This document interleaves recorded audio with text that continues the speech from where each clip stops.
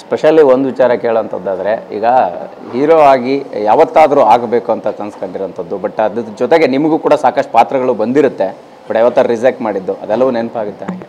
ಇಲ್ಲ, ಖಂಡಿತವಾಗ್ಲು. ಯಾಕೆಂದ್ರೆ ಹೀರೋ ಆಗಬೇಕು. ನಾನು ಇಲ್ಲಿ ಸಿನಿಮಾದಲ್ಲಿ ಕಾಮಿಡಿಯನ್ ಮಾಡಬೇಕು ಅಂತಲೇ ಬಂದವನಲ್ಲ.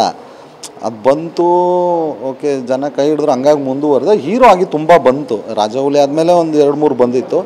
ಅಧ್ಯಕ್ಷ ಆದಮೇಲಂತೂ ಸಿಕ್ಕಾಬಿಟ್ಟು ಆಫರ್ಗಳು ಬಂತು. ಬಟ್ ಬೇಡ ಯಾವುದೂ ಅಂದರೆ ನನಗೆ ಯಾವಾಗ ಧೈರ್ಯ ಇರಲಿಲ್ಲ, ಆಮೇಲೆ ಒಂದು ನಂಬಿಕೆ ಇರಲಿಲ್ಲ, ಯಾವುದು ಅಟ್ಲೀಸ್ಟ್ ನಾಲೆಡ್ಜ್ ಇರಲಿಲ್ಲ, ಸಿನಿಮಾ ನಾಲೆಡ್ಜ್ ಇರಲಿಲ್ಲ. ಇಷ್ಟು ವರ್ಷದ ಒಂದು ಅನುಭವ, ಒಂದು 200 ಚಿತ್ರಗಳ ಅನುಭವ ಎಲ್ಲ ಇದೆಯಲ್ಲ, ಇದನ್ನು ಇಟ್ಕೊಂಡು ಈಗ ಆರಾಮಾಗಿ ಮಾಡ್ಬೋದು. ಆಮೇಲೆ ಅಧ್ಯಕ್ಷ ಪಾರ್ಟ್ 2 ಆಗಿರೋದ್ರಿಂದ, ಉಪಾಧ್ಯಕ್ಷ ಆಗಿರೋದ್ರಿಂದ ಈಸಿಲಿ ಮಾಡ್ಬೋದು ಅಂತ ಅನ್ನಿಸ್ತು. ಹಂಗಾಗಿ ಧೈರ್ಯವಾಗಿ ಮಾಡಿ. ಒಂದು ಸ್ಪೆಷಲ್ ಘಟನೆ ಕೇಳಬೇಕು ಅಂದರೆ, ನೀವು ಹೀರೋ ಆಗಿ ಮಾತ್ರ ಅಲ್ಲ, ನಮ್ಮ ಇಂಡಸ್ಟ್ರಿ ಎಲ್ಲ ಹೀರೋಗಳು ನಿಮ್ಮ ಸಿನಿಮಾದಲ್ಲಿ ಇರೋದೇ ಸ್ಪೆಷಲ್ಲು. ಅಣ್ಣವರಿಂದ ಹಿಡ್ದು ದರ್ಶನ್ ಸರ್, ಯಶ್ ಅವರು, ರವಿಚಂದ್ರನ್ ಸರ್, ಶಿವಣ್ಣ. ಸೊ ಆ ಘಟನೆ ಬಗ್ಗೆ ಹೇಳೋದಾದರೆ ಇಂಡಸ್ಟ್ರಿ ಒಂದು ಮಾಡೋಕೆ ಹೊಟ್ಟಿದ್ದೀರಾ ಹೇಗೆ ಅಂತ? ಈಗ ಸ್ವರ್ಗದಲ್ಲಿರೋರನ್ನ ಹೊರತುಪಡಿಸಿ ಇನ್ನು ಮಿಗ್ದವ್ರು ಯಾರು ಕರ್ಕೊಬಂದು ಆ್ಯಕ್ಟ್ ಮಾಡ್ಸೋಕ್ಕಂತೂ ಆಗಲ್ಲ. ಸೊ ನಾನು ಎಲ್ಲರ ಜೊತೆನೂ ಆ್ಯಕ್ಟ್ ಮಾಡಿದ್ದೀನಿ.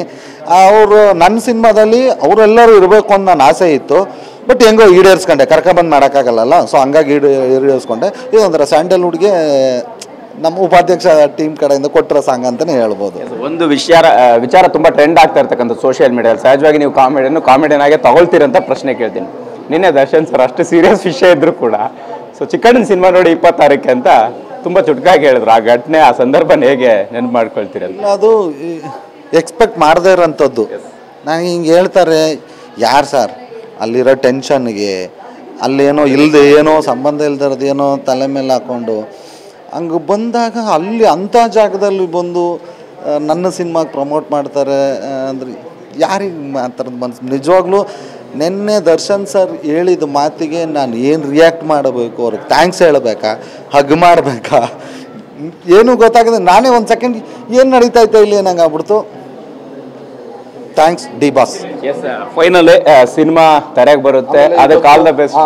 ಇವತ್ತು ಈಗ ಶಿವಣ್ಣ 26ಕ್ಕೆ ಮೈಸೂರಲ್ಲಿ ಸಿನಿಮಾ ನೋಡ್ತೀನಿ ಅಂದರು. 27ನೇ ತಾರೀಕು ಧ್ರುವ ಸರ್ಜಾ ಅವ್ರು ನೋಡ್ತಾ ಇದ್ದಾರೆ.